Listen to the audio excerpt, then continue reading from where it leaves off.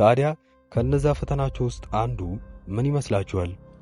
የመጀመሪያው የሚሆነው ከናታን ጋር ወይንም ከገነት ጋር የሆነ ነገር እንድታደርግ ወይንም እነሱ ላይ የሆነ ጉዳት እንዲደርስ አድርጎ ነው የሚፈትናት ያፌት። ያንን ፈተና ታዲያ የምታልፈው ወይንም የምታደርገው ይመስላችኋል? ሐሳብ አስተያየታችሁን ኮሜንት ላይ ያስቀመጣችሁልኝ በክፍል 79 የሚፈጠሩትን ነገሮች ቀንጨብ አድርጌ ማሳያችሁ ይሆናል። አብራችሁን ቆዩ። ኤፍራታ አሁን ላይ ወደ ያፌት ሥራ ውስጥ ልትቀላቀል ነው። ታዲያ በዚህ ሁኔታ ላይ ለእናንተ ለተመልካቾቻችን አንድ ጥያቄ አለኝ። ኤፍራታ ወደዚህ ሥራ ከገባች በኋላ ምናልባት ለእሷ መልካም ዜና ይሆን ወይንስ አደገኛ ነገር ውስጥ የምትገባ ይመስላችኋል? የራሳችሁን ሐሳብ ኮሜንት ላይ ያስቀመጣችሁልኝ። የናታንና የያፌት አባትም አሁን ላይ አርፏል። ይሄ በመሞቱ ምክንያት ታዲያ ናታን ምናልባት ያፌቱ ትክክለኛ ወንድሙ እንደሆነ ሊያውቅ የሚችል ይመስላችኋል? ሌላው ይህንን ቪዲዮ የምታይ ከሆነ እስቲ አባትህ በሕይወት ካለ ይህንን ቪዲዮ ላይክ በማድረግ አሳየን። ሌላው በክፍል 79 በሐረግ ድራማ ላይ ምን እንደሚፈጠሩ ቀንጨብ አድርጌ በዚህ ቪዲዮ ማሳያችሁ ይሆናል።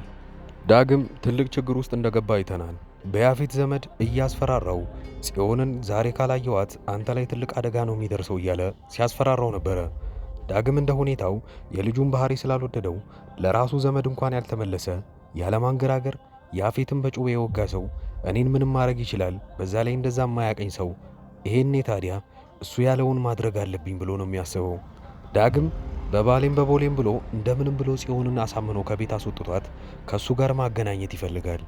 ልጁ እንደዚሁም ባህሪው ጥሩ አይደለምና ጽዮንም ምን ሊያረጋት ይችላል? በአንድ ቀን አሳምኗት ያልሆነ ግፍ ሊደርስባት ስለሚችል ምናልባት ዳግም ውስጥ የገባው ነገር ውስጥ እንዳለ በጣም አስከፊ ሁኔታ ሊሆን ይችላል። ዳግም በምን መልኩ እንደሚቋቋመውና ጽዮንን ያለማታለል ከዛ ቤት ሳያስወጣት በምን መልኩ ሊያተርፋት እንደሚችል አይታወቅም። ሌላው ወደፊት የሚያመጣው መዘዝም ቢኖር ያፌት ይህንን ጉድ ከሰማ ምናልባት የያፌት ዘመድ የተባለው ልጅ ጽዮንን አግኝቷት አይደለም አደጋ ሳያደርስባት ይቅርና ምናልባት ምንም ነገር ሳያደርጋት ተገናኝተው ብቻ ከተለያዩ ያፌት ይህንን ነገር ከሰማ ልጁ ላይና ያንን የተባበሩትን ሰዎች እንዳለ ትልቅ አደጋ ውስጥ ነው የሚከተው። በዛ ላይ ያፌት ጽዮን ትክክለኛ እህቱ ነች። ይህንንም ደግሞ ከበፊቱ ክፍሎች ውስጥ እንዳየነው ነው። ይሄኔ ታዲያ ልጁም ያልተገነዘበው ነገር ቢኖር የሱ ዘመድ እንደሆነች አያውቅም። ነገር ግን በፍቅር ቀርቧትና እሷ ላይ ምንም ነገር ሊያደርስባት ይችላል። ኤፍራታ ወደ ስራው መቀላቀል ስለፈለገችና ብዙ መረጃዎችን የምታገኝበት መንገድ አንዱ ስለሆነ ያፌትን ይሄንን ስራ እንድሰራና መኪና እንድገዛ ታረጋኛለህ ወይ ብላው ነበረ። ያፌትም የመለሰላት መልስ በሷ ፍቅር ደካማ ጎኑ ስለነበረ እንዴት በአንዴ መኪና እንደምትገዢ ያሳይሻለሁ፣ ከዛ በፊት ግን ብዙ ፈተናዎች አሉ ብሏታል። እነዛ ፈተናዎች ምን ይሆኑ? እሷን የሚፈትሽበት መንገድ ወይንስ ለእሷ ይከብዳሉ ብሎ ያሰባቸው ነገሮች ይሆናሉ? ምናልባት እሱን በደንብ ስለማይተማመንባት አንዳንድ ፈተናዎችን ሊያስቀምጥላት ይችላል። እነዛም ፈተናዎች የሚያያዝ የሚሆነው መቼስ ከናታን ጋር ነው የሚሆነው። ያኔ ፈተናውን ተወድቅ ይሆን ወይንስ እንደው ፈተናውን ተቋቁመው ወደ ስራው የምትቀላቀል ይመስላችኋል? ከፈተና ውስጥም አንዱ የሚሆነው ናታን ላይ በሚደረግ አንዳንድ ነገሮች ይሆናል። እሷ እንደምትወደው በውስጡ ስለሚያውቅ ናታን ላይ ይህንን ነገር እንድታደርግ ይፈልጋሉ ብሎ ካስገደዳት በኋላ አንዱ ፈተና አካል ስለሚሆን ምናልባት ናታንን አስባለት ምንም ነገር እንዳይደርስበት ካረገች ፈተናውን የምትወድቅ ይሆናል። ነገር ግን ናታንም ሆነ ማንኛውም ዘመዷ ላይ አድርጊ ያላትን ነገር ካደረገችና ያለምንም ጥርጥር ያንን የምታደርግ ከሆነ ወደ ስራው የሚያቀላቅላትም ይሆናል። ሌላኛው ፖሊሷ አሁን ላይ ሙሉ ለሙሉ ታግታ ወደ ሌሎች ታጋቶች ውስጥ አብራ ተቀላቅላለች። ነገር ግን እዛ ብቻዋን ሆና ምንም ነገር ማድረግም ምንም ነገር መወሰን አትችልም። ታዲያ እሷ ከውስጥ ሆና ምናልባት በድብቅ ማይክ ተጠቅማ ሌሎች አጋዥ ፖሊሶችን እዛ አካባቢ ጠርታ በሎኬሽንም ደርሰውባት ይሆን ያንን ሙሉ ነግሙሉ ማፍረስ የሚችሉ ናቸው በዚህ ሰዓት። ነገር ግን ያፌት የመጨረሻ ተያዣቸው ወይንም የመጨረሻው ወንጀለኛ አይደለም። ከሱ በላይ ትልልቅ ሰዎችም አሉ። እነዛንስ በምን መልኩ ሊይዟቸው ይሆን? ሐረግ ድራማ ላይ እየተጧጧፈ ባለበት ሰዓት ላይ በክፍል 79 ምን እንጠብቅ? የመጀመሪያው የሚሆነው የጽዮንና የዳግም ጉዳይ ነው። ዳግም ይዟት ወጥቶ ለዛ አረመኔ ልጅ ሊያስረክባት ይችል ይሆን? በሱ ፍርሃት የተነሳ ጽዮን ላይ ለሚደርሰው ነገር እንዳለ ትልቁ እና ከባዱ የሚሆነው ያፌት የሚያመጣውን በቀል ነው። ሌላው የኤፍራታ ጉዳይ። ኤፍራታ ከፈተናዎች ውስጥ አንዱ ምን ሊገጥማት ይችላል? ከናታን ወይንስ ከእናቷ ከገነት? ይህንን ፍጥጫ አብረን የምናየው ይሆናል። ሌላውና የመጨረሻው ሐሳብ የናታንና የያፌት መገናኘት ጉዳይ ነው። ናታን አሁንም የሚያውቀው ሚስጥር አይደለም ወንድሙ መሆኑ ያፌትን። ታዲያ በአባታቸው ሞት ምክንያት ምናልባት አንድ የሚያገናኛቸው ምክንያት ሊኖር ይችላል። ያኔ ታዲያ ሲያገኘው እንደው በቀሉን የሚተወው ይሆናል ወይንስ ወደ ሥራው የሚቀጥል ነው የሚሆነው? ሁለቱ ሰዎች ወንድማማቾች መሆናቸውን ካወቁ ጦርነቱ ቀርቶ ወደ ይርቅ ወይንም ወደ መታረቅ ሊገቡ ይችሉ ይሆን? ይሄም በቀጣይ በክፍል 79 የሚመለስ መልስ ነው። ታዲያ ሙሉ ክፍሉ ወዲያው እንደተለቀቀ እኔ ቀደም ብዬ ኮሚኒቲ ፖስት ላይ ስለምለቅላችሁ እዚህ ቻናል ላይ አክቲቭ መሆናችሁንና ሰብስክራይብ ማድረጋችሁን አትርሱ። ይሄኔ ታዲያ ኮሚኒቲ ፖስት ላይ ስለቅ እንዴት ነው የምናገኘው የሚለው የብዙዎቻችሁ ጥያቄ ነበርና ኮሚኒቲ ፖስት ላይ ሲለቀቅ ከላይ ሊንክ ስለማስቀምጥላችሁ ሐረግ ድራማ ክፍል 79 ብዬ ከአጠገቡ ሊንክ ስላለ ስትነኩት ወደ ሙሉ ክፍሉ ነው የሚወስዳችሁ። በዚህ ላይ ደግሞ አስተያየት ያላችሁ ካላችሁ እዚሁ ኮሜንት ላይ የምንቀበል ይሆናል። እስከዛው ድረስ ግን መልካም ጊዜ። ደህና መጣችሁ። ወደዚህ ቻናል ከመጣችሁ እናንተ ተከታታይ ድራማ ይመቻችኋል ማለት ነው። ከተከታታይ ድራማ ውስጥ ኢትዮጵያ ውስጥ ሆኖ አሁን ላይ በጣም አሪፍ እይታ ያላቸውና አሪፍ ተቀባይነት ያላቸው ድራማዎች አራቱን ልንገራችሁ። የመጀመሪያው ጽናት ነው። ሁለተኛው ሐረግ፣ ዮአዳን እና ክህደት ናቸው። የእነዚህን ተከታታይ ድራማዎች ካልጀመራችኋቸው እኔ አጠር ያለች ማብራሪያ ስለ እነሱ ሰጥቻችሁ ደስ ያላችሁን ድራማ እናንተ ትጀምሩታላችሁ። የመጀመሪያው ጽናት ድራማ ብዙዎቻችሁ የምትወዱት ይሆናል። ምክንያቱም ምናልባት ከአረብ ሀገር ሆናችሁ የምታዩ ሰዎች ካላችሁ ይሄ ድራማ ለእናንተ ነው። ጽናት ከሀገር ቤት ወደ ከተማ ትመጣና ወደ ውጪ እስክትሄድ ድረስ አንድ ቤት ውስጥ ተቀጥራ እየሰራች ነው።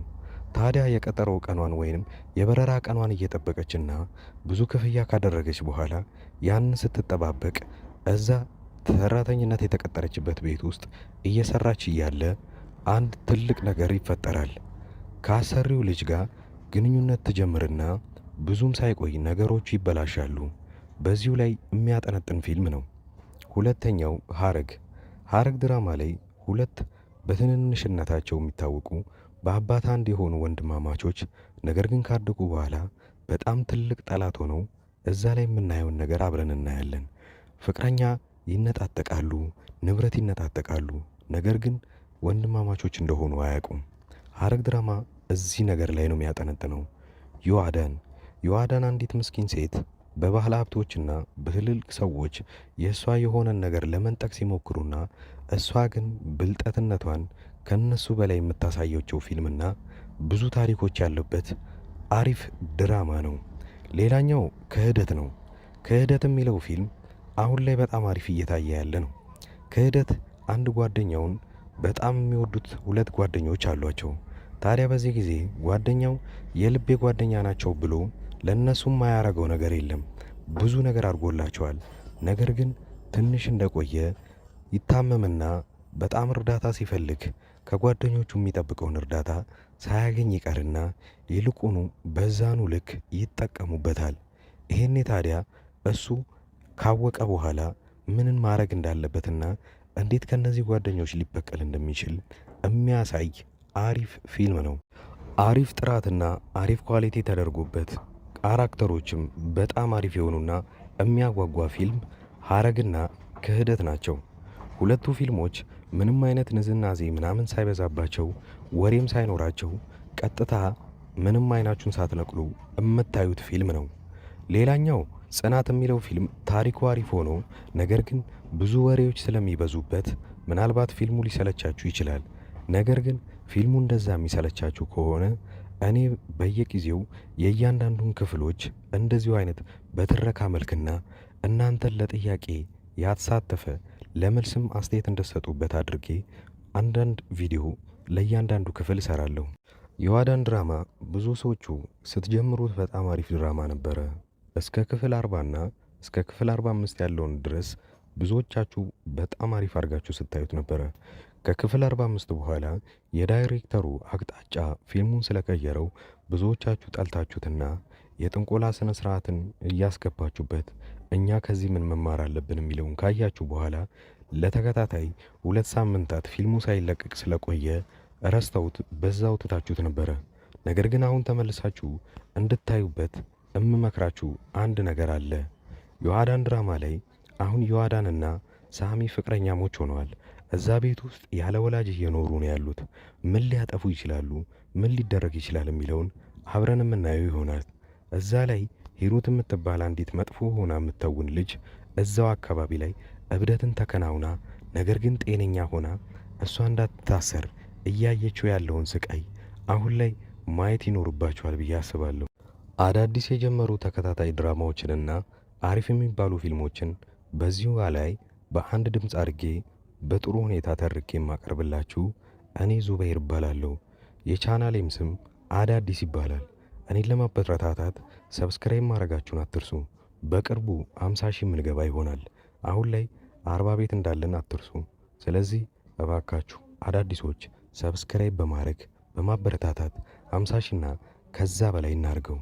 የእኔ ቤተሰቦች አብራችሁኝ ስላያችሁ ከልብ አመሰግናለሁ።